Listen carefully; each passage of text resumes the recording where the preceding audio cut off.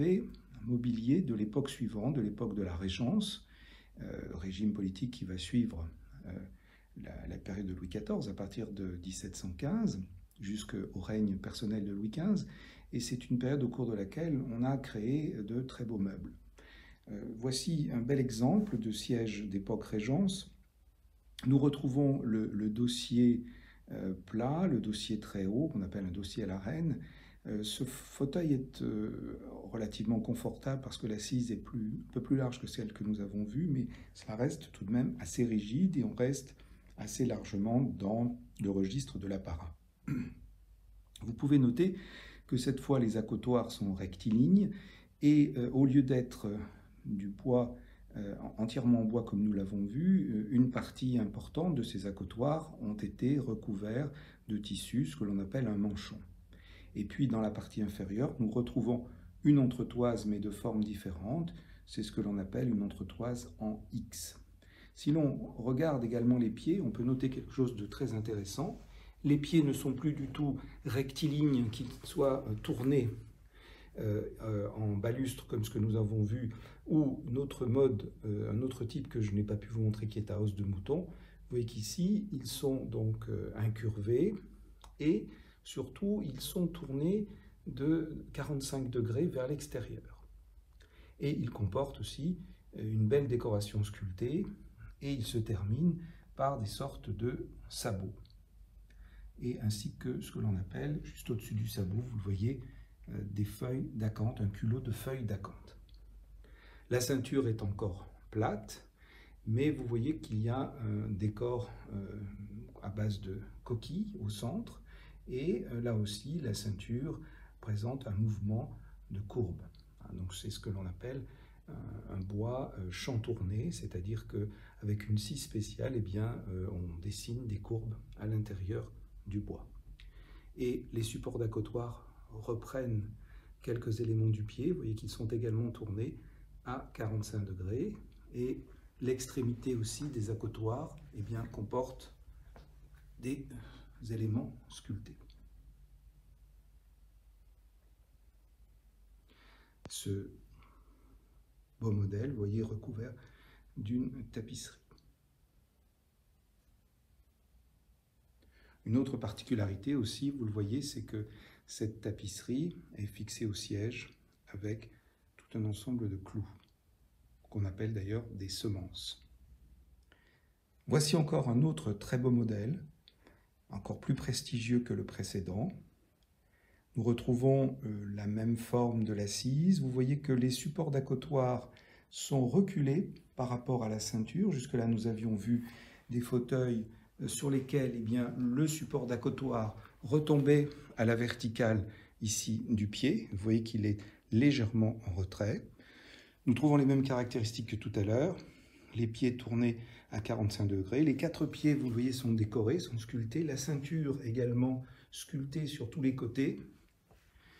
Et vous voyez que par rapport au fauteuil précédent, eh bien cette fois, la coquille n'est pas seule puisqu'elle est entourée d'un ensemble de feuilles d'acanthe, de feuillage, qui recouvrent une grande partie de la ceinture.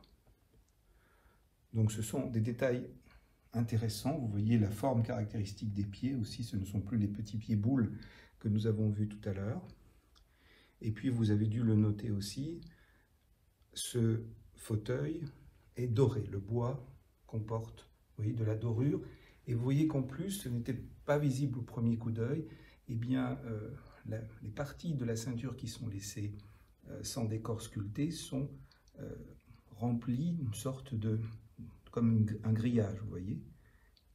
Ici, ce sont des lignes qui s'entrecoupent comme un guillochage. Le fauteuil est revêtu aussi d'une très belle tapisserie. Et comme le modèle précédent, les accotoirs aussi sont recouverts sur une grande partie de tissu, donc ce que l'on appelle un manchon.